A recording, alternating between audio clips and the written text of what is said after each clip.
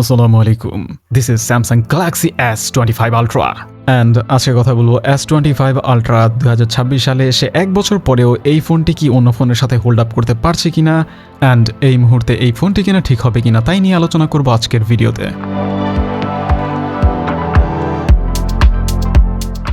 ফোনের design ultra সিরিজের signature ধরে রেখে অনেকটাই রিফাইন করা হয়েছে। ফোনের কর্নার প্রিভিয়াস আলট্রা সিরিজের ফোনের থেকে কিছুটা চেঞ্জ করে রাউন্ডেড করা হয়েছে, এতে করে ফোনের কর্নার আগের ফোনের তুলনায় কিছুটা কমফোর্টেবল। যদিও ফোনের ওভারঅল ডিজাইন বক্সি করাতে গ্রিপে প্রিভিয়াস ফোনগুলোর তুলনায় কিছুটা আনকমফোর্টেবল, তবে এতে করে ফোনের লুক কিছুটা বেটার অ্যান্ড রিফ্রেশিং লাগে। এক কথায় ইটস এ ট্রেড অফ। ফোনের ক্যামেরা রিং কিছুটা ঠিক করা হয়েছে, যার জন্য রিংগুলো দেখতে আরও আকর্ষণীয় লাগে। সামনের দিকে তাকালে প্রথমেই যা চোখে পড়ে তা হচ্ছে ডিসপ্লে, যা একেবারেই ফ্ল্যাট করা হয়েছে, যে কারণে স্ক্রিন প্রোটেক্টর ইনস্টল করা ইজি অ্যান্ড কনভিনিয়েন্ট। যদিও কার্ভ ডিসপ্লে স্যামসাংয়ের এক সময়ের প্রিমিয়াম সিগনেচার ছিল।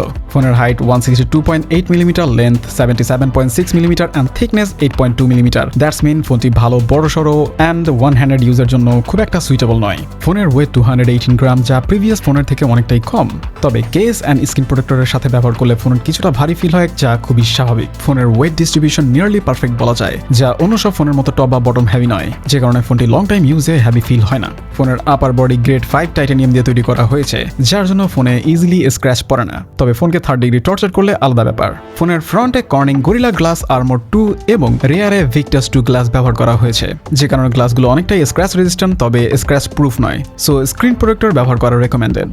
ফোনের ক্যামেরা মডিউল যেহেতু ফোনের এক পাশে, সো কেস ছাড়া টেবিলের মধ্যে ব্যবহার করলে কিছুটা ওবল করে, যা খুবই স্বাভাবিক। তবে ফোনের ক্যামেরা মডিউল ভার্টিক্যাল না দিয়ে যদি হরিজন্টাল দেওয়া হতো তাহলে এই প্রবলেম হতো না অ্যান্ড রিফ্রেশিং একটা ডিজাইন পাওয়া যেত। হোপফুলি সামনের কোনো আলট্রা সিরিজে দেখা যেতে পারে। অ্যান্ড আমার মতে এই পর্যন্ত স্যামসাং এর আলট্রা সিরিজের ফোনগুলোর মধ্যে S25 ultra the best design yet. S Pen এর কথা বলতে গেলে প্রথমেই বলতে হয় ব্লুটুথ রিমুভ করে কিছুটা ডাউনগ্রেড করা হয়েছে। যদিও প্রিভিয়াস ফোনের S Pen এর ব্লুটুথ ফাংশনগুলো খুব একটা ইউজ করা হতো না, আমার ইউজ কেসে S Pen শুধুমাত্র সিগনেচার অ্যান্ড কিছু গেমের মধ্যে পিন পয়েন্ট অ্যাকুরেন্সির জন্য ব্যবহার করে থাকি। এছাড়া টাইম পাস করার জন্য আজেরা কাজে আঁকাআঁকিতে সহায়তা করে।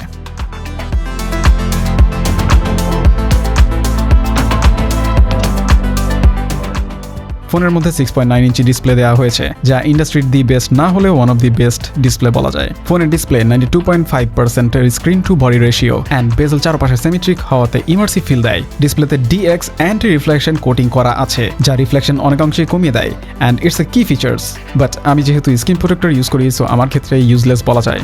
ডিসপ্লের মধ্যে LTPO HDR10+ এইসব হাবিজাবি তো আছেই, তবে আমার কাছে ডিসপ্লের ব্রাইটনেস ইমপ্রেসিভ লেগেছে। তার কারণ ফোনের ডিসপ্লে যে কোনো লাইটিং কন্ডিশনে স্পষ্ট এবং ক্রিস্টাল ক্লিয়ার দেখা যায়। ইভেন ডাইরেক্ট সানলাইটের নিচেও ফোনের ডিসপ্লে দেখতে কোনো ধরনের এফোর্ট দেওয়ার প্রয়োজন পড়ে না। তাছাড়া ডিসপ্লের মধ্যে এক্সট্রা ব্রাইটনেস অ্যান্ড এক্সট্রা ডিমের অপশনও রয়েছে।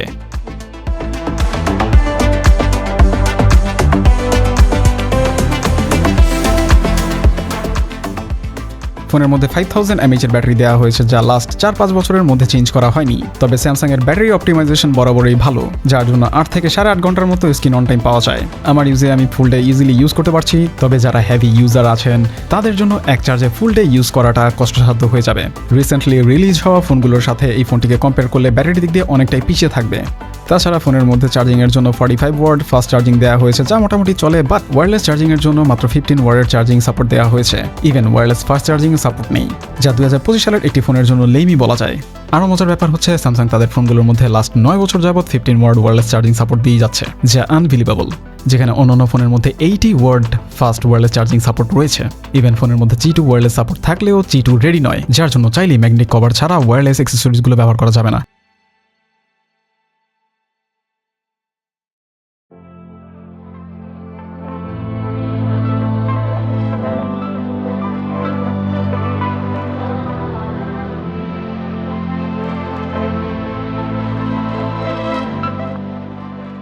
সফটওয়্যারের দিক দিয়ে স্যামসাং ইন্ডাস্ট্রির বেস্ট UI দিয়ে যাচ্ছে অনেক বছর যাবত। আমি 2020 থেকে One UI ইউজ করে আসছি।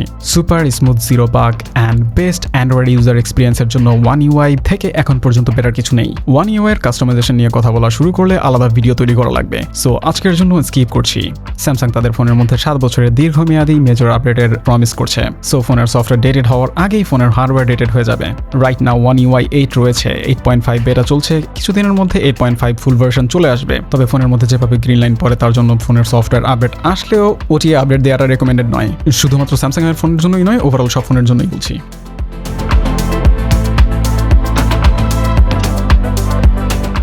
ফোনের মধ্যে স্ন্যাপড্রাগন 8 এলিট চিপসেট দেওয়া হয়েছে, যা 2025 সালের একেবারে top tier chipset. So performance একেবারে top notch, no lag, no stutter, pure power and performance. And আশা করা যায় এই চিপসেট আগামী 4-5 বছর ইজিলি কিপ আপ করতে পারবে অ্যান্ড রিলিভেন্ট থাকবে। ফোনের ক্যামেরা দি বেস্ট না হলেও টপ টিয়ার ক্যামেরার কাতারে পড়ে, যার জন্য যে কোনো সিচুয়েশন অ্যান্ড লাইটিং কন্ডিশনে এই ফোনের ক্যামেরার ছবি স্ট্যান্ড আউট করে and it will never disappoint you. Photography skill ভালো থাকলে প্রো ক্যামেরার অল্টারনেটিভ হিসেবে ব্যবহার করা যেতে পারে। 4টা ক্যামেরা দেওয়া হয়েছে, যে কোনো সিচুয়েশনে কাছের বা দূরের কোনো মোমেন্ট যেন মিস না হয়ে যায়। প্রতিটি ক্যামেরা থেকে sharp and crispy photo and video আসে, ইভেন সোশ্যাল মিডিয়া রেডিও বলা যায়। ক্যামেরা মডিউলে 200 এবং 50 মেগাপিক্সেলের সাথে 3x 10 মেগাপিক্সেলের ক্যামেরা আমার মতে বেমানান। যদিও অফিসিয়ালি 10 মেগাপিক্সেল মেনশন করা থাকলেও 10 মেগাপিক্সেলের ক্যামেরাটি 12 megapixel.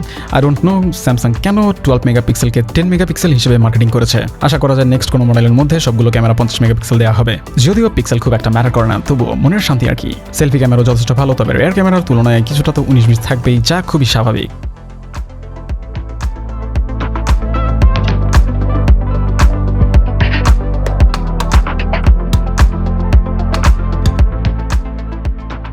Premium feeling, good looking, top notch build quality, top tier display, top tier camera, top notch performance and top notch user experience. Overall S25 ultra complete package মার্কেটের অন্য যে কোনো ফোনের সাথে কম্পেয়ার করলে ফোনগুলোর মধ্যে কিছু না কিছুর কমতি থেকে যায়। যদি ক্যামেরা ভালো হয় তো ইউআই ভালো নয়, ইউআই ভালো হলে ডিজাইন ভালো নয়, ডিজাইন ভালো হলে ইউজার এক্সপিরিয়েন্স ভালো নয়, ইউজার এক্সপিরিয়েন্স ভালো হলে পারফরমেন্স ভালো নয়। সো এক কথা S25 আলট্রা সব দিক দিয়ে টপ টিয়ার অ্যান্ড ব্যালেন্স একটি ফোন, যা 2026 সালে স্টিল স্ট্যান্ড আউট করে। তবে যারা কিনতে আগ্রহী তাদের কিছুদিন ওয়েট করা উচিত হবে বলে আমি মনে করি, কারণ 26 আলট্রা কিছুদিনের মধ্যে চলে আসবে। এতে করে হাতে নতুন ফোনের অপশন থাকবে এবং 25 আলট্রারও দাম কিছুটা রিডিউস হতে পারে। আপনাদের কোনো কিছু জানার বা বলার থাকলে কমেন্ট সেকশনে কমেন্ট করুন। অ্যান্ড আজ এই পর্যন্তই, কথা হবে অন্য কোনো দিন অন্য কোনো ভিডিওতে। সে পর্যন্ত বিদায়, আল্লাহ হাফেজ।